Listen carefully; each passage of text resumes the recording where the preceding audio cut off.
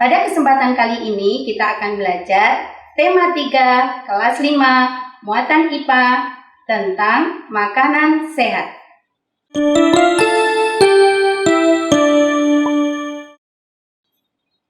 Makanan sehat adalah makanan yang mengandung zat-zat gizi yang dibutuhkan oleh tubuh dalam jumlah yang seimbang. Contoh 5 jenis makanan sehat mengandung karbohidrat, protein, lemak, mineral, dan vitamin. Contoh makanan yang mengandung karbohidrat antara lain nasi, jagung, singkong, kentang, sagu. Karbohidrat berfungsi untuk menambah energi dalam tubuh. Protein dibedakan menjadi 2, yaitu protein hewani dan protein nabati. Makanan yang mengandung protein hewani antara lain telur, daging, dan ikan.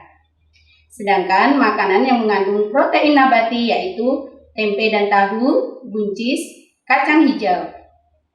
Lemak dibedakan juga menjadi 2, yaitu lemak hewani yang berasal dari hewan dan lemak nabati yang berasal dari tumbuhan.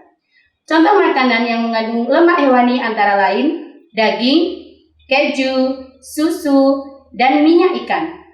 Sedangkan lemak nabati contohnya kemiri, kacang tanah, alpukat, dan minyak sawit. Mineral dibedakan menjadi 2, yang dibutuhkan dalam jumlah banyak dalam tubuh dan yang dibutuhkan dalam jumlah sedikit dalam tubuh. Contoh yang dibutuhkan dalam jumlah banyak antara lain natrium, kalium, kalsium, fosfor, dan magnesium. Sedangkan yang dibutuhkan dalam jumlah sedikit antara lain mangan, yodium, fluor, kobalt, dan zat besi. Vitamin berdasarkan kelarutannya dibedakan menjadi 2, yaitu yang larut dalam air dan larut dalam lemak.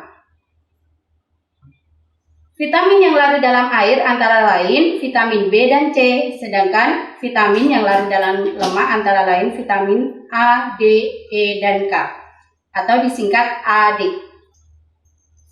Contoh makanan yang mengandung vitamin antara lain vitamin A, wortel, vitamin B12, telur, vitamin C, jeruk, vitamin D, ikan, vitamin E, ada sayuran, bayam, vitamin K, ada alpukat.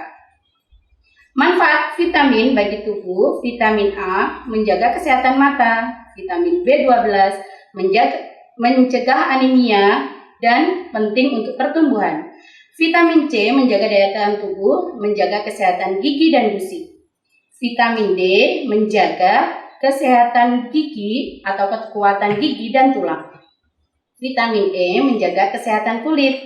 Vitamin K mencegah penyakit gula dan tulang keropos.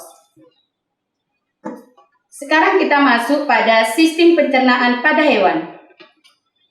Pada kesempatan kali ini yang akan kita ambil yaitu hewan ruminansia. Hewan ruminansia adalah kelompok hewan memamah biak. Hewan herbivora yang memiliki sistem pencernaan lebih kompleks, yaitu 2 fase pencernaan. Nah, sebagai berikut proses pencernaannya. Dimulai dari mulut, kemudian makanan masuk ke kerongkongan.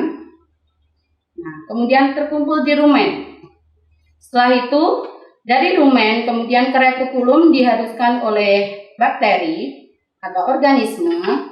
Setelah itu pada waktu sapi istirahat, maka makanan akan kembali lagi dimuntahkan ke mulut. Selanjutnya masuk ke omasum dan dilanjutkan dengan proses penggilingan yang terakhir yaitu obomasum atau yang disebut lambungnya sapi. Dan terakhir di intestinum.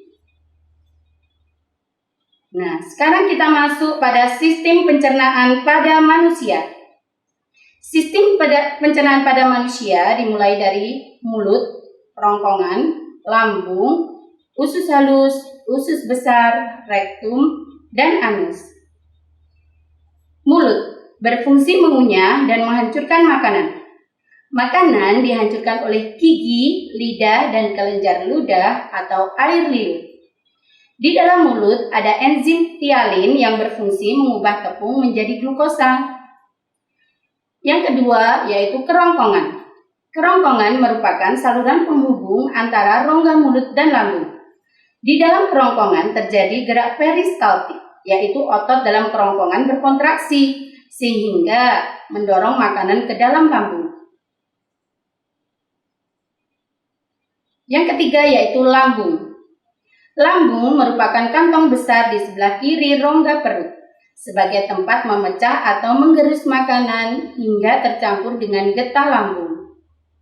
Dalam lambung terdapat 3 enzim, antara lain asam klorida atau HCl, pepsin, dan renin. Asam klorida berfungsi membunuh kuman atau bakteri yang masuk bersama makanan. Enzim pepsin berfungsi mengubah pepsin menjadi pepton. Enzim renin berfungsi mengubah protein susu menjadi kasein.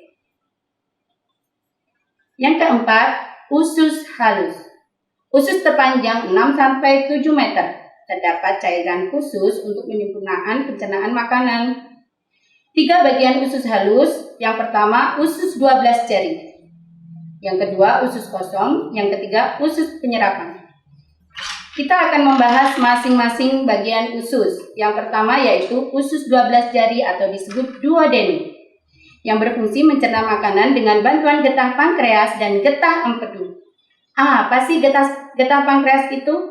Dan apa sih fungsi dari getah empedu? Yuk kita lihat. Pankreas terdapat 3 enzim. Yang pertama lipase, yaitu mengubah lemak menjadi asam lemak. Yang kedua tripsin, mengubah pepton menjadi asam amino. Yang ketiga amilase, mengubah tepung menjadi glukosa. Sedangkan getah empedu berfungsi untuk menghancurkan lemak. Bagian usus yang kedua yaitu usus kosong atau disebut jejunum, berfungsi mencerna lebih lanjut makanan yang dicerna usus 12 jari. Yang ketiga, usus penyerapan, berfungsi tempat penyerapan sari-sari makanan. Bagian pencernaan yang kelima yaitu usus besar, berfungsi menyerap cairan, vitamin, dan mineral dari sisa-sisa makanan yang telah diserap oleh usus halus. Di dalamnya terdapat bakteri Escherichia coli atau disebut E. coli, berfungsi untuk membantu proses pembusukan sisa-sisa makanan. Yang keenam yaitu rektum, yang berfungsi sebagai tempat penyimpanan feses sementara.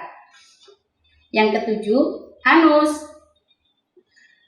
berfungsi sebagai lubang tempat keluarnya feses dari dalam tubuh. Gangguan pada organ pencernaan manusia. Yang pertama, MAH atau radang lambung. Penyakit ini ditandai dengan gejala lambung terasa perih dan mual. Penyakit MAH disebabkan kebiasaan makan yang tidak teratur. Yang kedua, appendicitis atau radang umbai cacing. Radang pada umbai cacing ditandai dengan sakit pada perut sebelah kanan bawah dan biasanya disertai demam. Penyakit ini disebabkan adanya makanan yang masuk ke appendix dan membusuk yang mengakibatkan radang. Yang ketiga, disentri, disebabkan oleh bakteri. Alat pencernaan yang diserang yaitu usus. Yang keempat, sembelit. Gejala penyakit sembelit yaitu susah buang air besar. Penyakit ini disebabkan makanan yang kita makan kurang besar. Masih ada penyakit yang lainnya, bisa kalian cari sendiri ya. Kita lanjutkan penyebab gangguan pada organ pencernaan manusia. Yang pertama, mengkonsumsi makanan yang mengandung kuman. Yang kita konsumsi harus makanan yang bersih. Yang kedua, menunda buang air besar. Yang ketiga, kurangnya mengkonsumsi makanan yang berserat. Yang keempat, pola makan yang tidak teratur, pikiran yang terlalu tegang atau stres. Yang kelima, kurang minum air bersih atau air putih. Yang keenam, terlalu banyak makanan berlemak dan berminyak. Yang ketujuh, kurang olahraga. Upaya untuk menjaga kesehatan organ pencernaan manusia. Yang pertama, mencuci tangan sebelum makan. Yang kedua, makan teratur dan tepat waktu.